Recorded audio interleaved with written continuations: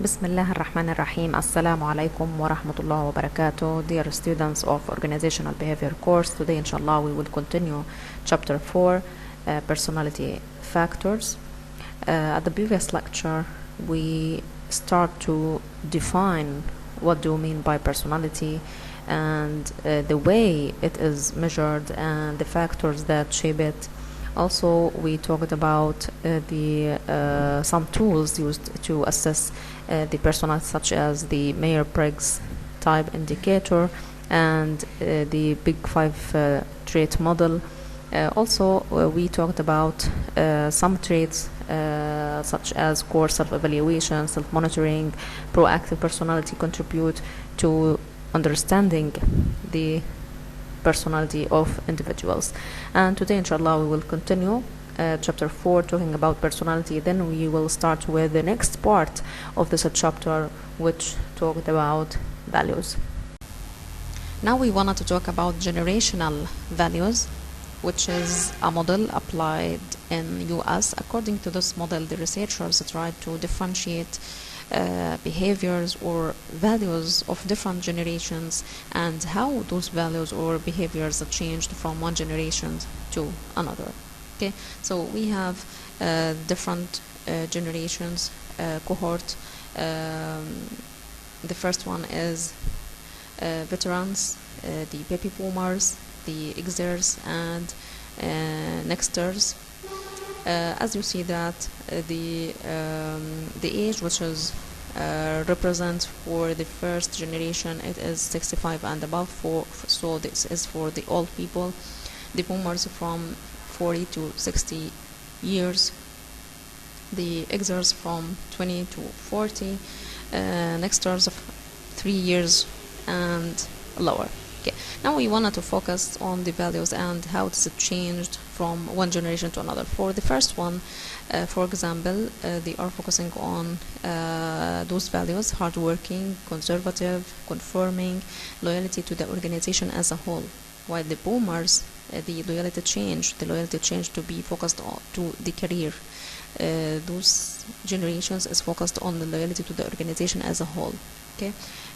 For the third generation, the loyalty is focused on the relationships, while the last one, the loyalty is focused on both the self and relationship loyalty. Okay, so yeah, from this table we can say that each generation have changeable values, but it need times to be changed. Okay, فما كانش من السهل يتم تغيير الفاليوز من جنريشن للآخر. هياخد وقت، يعني زي ما احنا ملاحظين الفترة الزمنية من الحقبة الأولى لحد ما انتقلنا للثانية كان في عندي يعني من 65 لل 85 حوالي 20 سنة، وبعد هيك تبدأ كمان من 85 ل 2000 وهكذا. فبالتالي it need a lot of time to be changed or the value to be changed. Okay. The reasons for change, ليش صار في عندي تغيير من from one generation to another? Maybe it is according to changing in the culture, in the working environment, the technology, globalization, education, learning, all of these reasons for changing the values from one generation to another. Okay, so again we can say that from one generation to another values changed. Okay, maybe it is partially changed or totally changed. Okay, so values cannot be changed easily, but it needs time to be changed.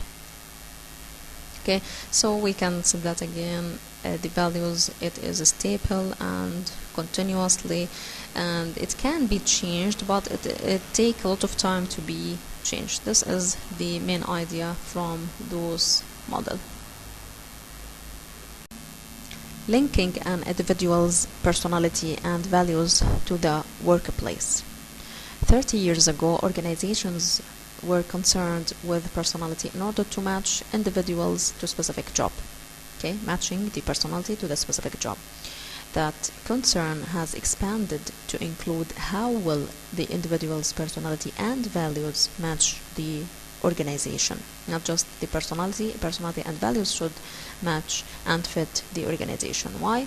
Because managers today are less interested in an applicant or employees who have the ability to perform for a specific job than with his or her flexibility to meet changing, dealing with challenges, different situations, and maintain commitment to the organizations.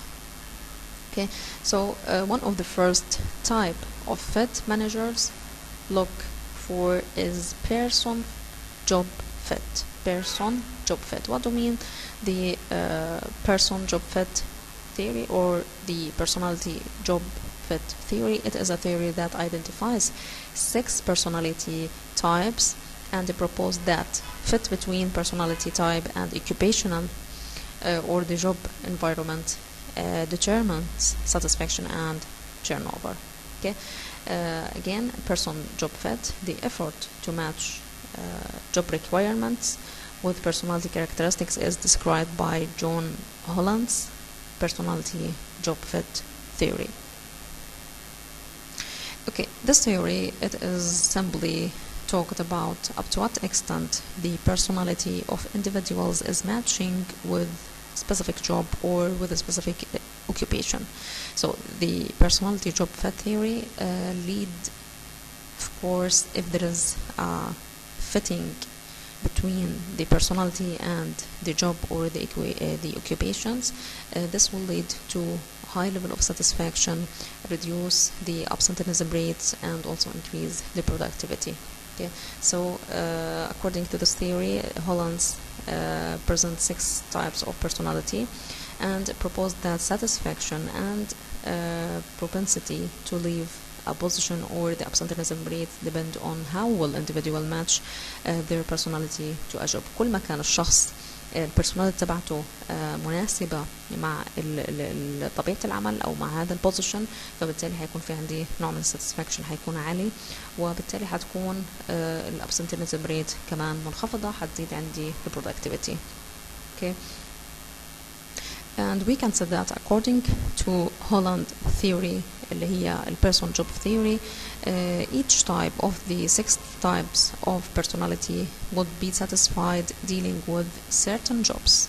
هو عرف 6 أنواع من personalities، فبالتالي كل نوع من 6 أنواع اللي ذكرهم يفترض أنه في بتناسبه job معينة عشان يعطيني higher performance, higher satisfaction and productivity and decreasing the absenteeism rate. Okay. Person organization fit essentially means people are attracted to and selected by organizations that match their values, and they leave organizations that are not compatible with their personalities. For instance, we could expect that extroverts people fit with aggressive and team-oriented cultures, while people who have a high agreeableness match with a supportive organizational climate because they are people who are proactive and they have a good nature, and the highly open people fit better in an organization that need a high challenge with more challenge and innovation rather than a standardized one. Okay, so the results of the person job, the person organization job, it will lead to increase the satisfaction, the reduce the turnover, the absenteeism rate, and there are more harmony between the employees and the organization as a whole. Other dimensions of fit: person group fit and the person supervisor fit. Person group fit, it means it is important in team setting because the individual or the persons be a part of a group where the dynamics of a team interaction significantly affect the work outcomes, while person supervisor fit has become an important area of search since poor fit in this dimension can lead to lower job satisfaction and reduce the performance. okay. فيفترض انه يكون برضو في fit between ال individual والجروب، خاصة اذا كنا بنحكي على اللي هو التيمز وعلى الشغل بالجروبس، لانه ممكن يزيد البرفورمانس تبع المنظمة، وايضا between the person and the supervisor. إذا كان في عندي نوع من يعني ال incompatibility between each of them، الفاليو تبعت ال persons وال supervisors، فبالتالي هذا حيؤدي إلى low satisfaction and reduce the performance. okay. Cultural values. As we said before, that the values differ from or changed from one generation to another. Also, the values differ from one culture to another. And in order to understand the cultural value differences, we have two frameworks which is emerged from Hofstede and Globe study. The first one is Hofstede framework. It is a tool which is used to analyzing the variations among culture, which is done by Hofstede. Okay. So again, Hofstede framework can be defined as a tool used to evaluate the values among different cultures, and it is include 5 main dimensions. The first one is power distance, and what do we mean by the power distance dimension? Up to what extent the society accept the power distribution equally or non-equally, or unequally between organizations and institutions. Okay, and here we have two categories: the low distance power and the higher distance power. For the low distance power, it means no differences in distributions of the power, and it means there is more equality. While the high distance power, it means there is a difference in the distribution of the power, so it is unequal distribution of the power. And we can say that the more low distance power, the more equality of distribution of the power among the persons within the organizations or the institutions. So the power distributed equally to those people who have authority and status or wealth. Okay, so in this point we can say that in some cultures fairness and equity is appreciated as a value, and in some cultures the situation is different, because there is more acceptance about the fact that people who have wealth differ from those who doesn't. Okay, and finally we can conclude and say that this is expected to influence how the people are going to behave or react in certain situations. Okay. So this is for the first dimension of the Hofstede framework. The power distance dimension describes the degree to which people in a country accept that power in institutions or organizations is distributed unequally. A high rating on power distance, it means large inequality of power and wealth exist and are tolerated in the culture as in a class or caste system that discouraged upward mobility. And a low power distance rating characterized society that stress equality and opportunity. Okay. The second dimension of Hofstede framework, it is the individualism versus collectivism. Individualism, it is the degree to which people prefer to act individuals rather than members of a group or a part of a group, and they believe in an individual's right above all else. While in the collectivism societies, they are focused on or emphasized in which people expect others in groups of which they are a part to look after them and to protect them. So in a collectivism, they focused to be an individual or to be a part of a group. Okay. So for this dimension, we can say that the more or the culture who have, or the societies who have a culture of more individualism oriented, there is a high preference of individuals and their performance and their rules, while the collectivism culture in other societies, this means that there is a high preference for groups and to be a member of a group. The third dimension of Hofstede framework, it is the masculinity versus femininity. The masculinity dimension, it means the degree to which the culture favors traditional masculine roles such as achievement, power, and control, as opposed to viewing men and women as equals. So high masculinity rating indicates the culture has separate rule for men and women, with men dominating the society. Okay, while the femininity rating means the culture see little difference or differentiation among the male and female role, and they are treat the woman as the equals of men in all respects.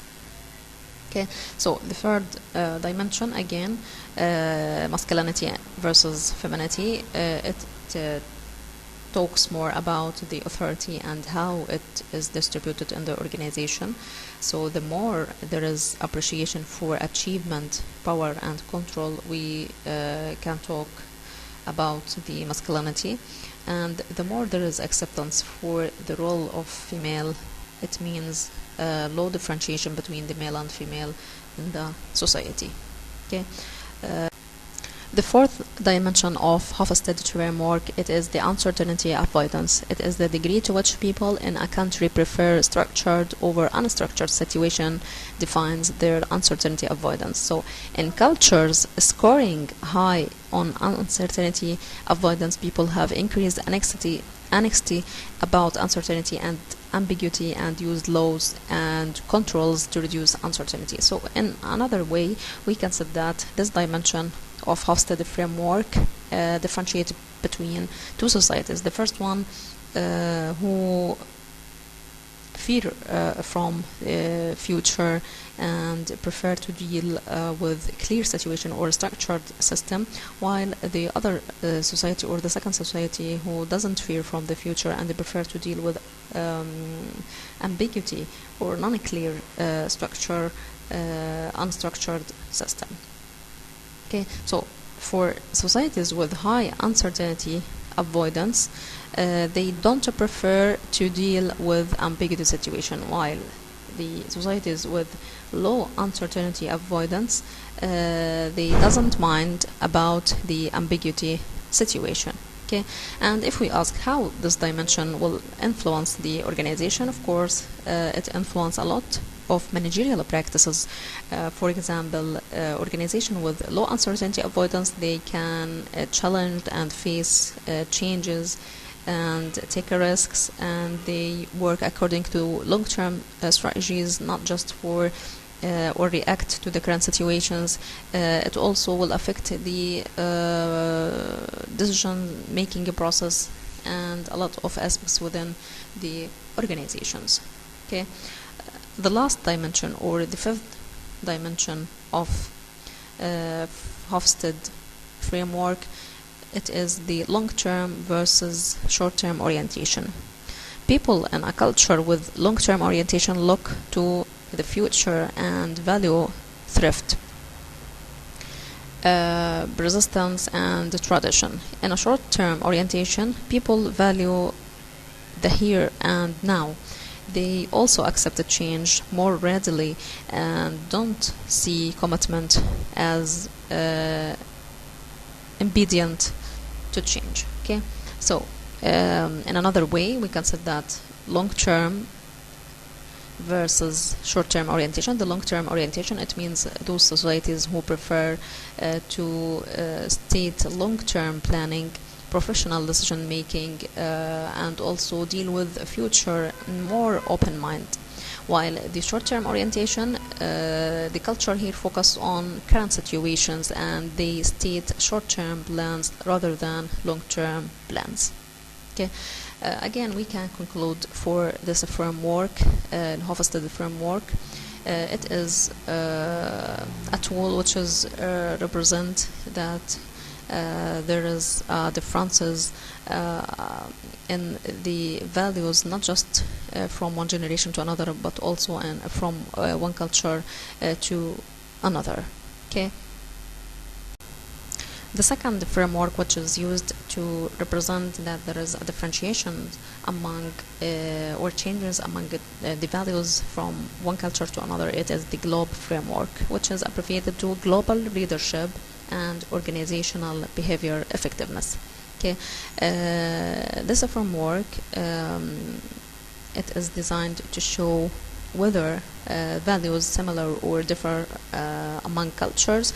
Also, it is designed to evaluate the cultures and how it can influence the employees' behavior within the organization.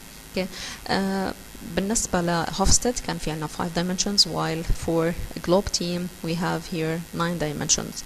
On which national cultures differ. Some dimensions such as power distance, individualism, collectivism, uncertainty avoidance, gender differentiation. It is the same for masculinity versus femininity, and the future orientation similar to long-term versus short-term orientation. Okay, but the main difference between a GLOBE framework and the Hofstede framework, GLOBE framework added 2 dimensions, such as human orientation. Human orientation, it means appreciation for a human relation culture. Okay, it is the degree to which society rewards individuals for being altruistic, generous, and kind to others. Okay, and the last dimension, the performance orientation, it is represent the importance for results such as achievement, performance, and so on. So it is the degree to which society encourages and rewards group members and performance improvement and excellence. Okay, this is the end of chapter 4. Thank you for listening and good luck.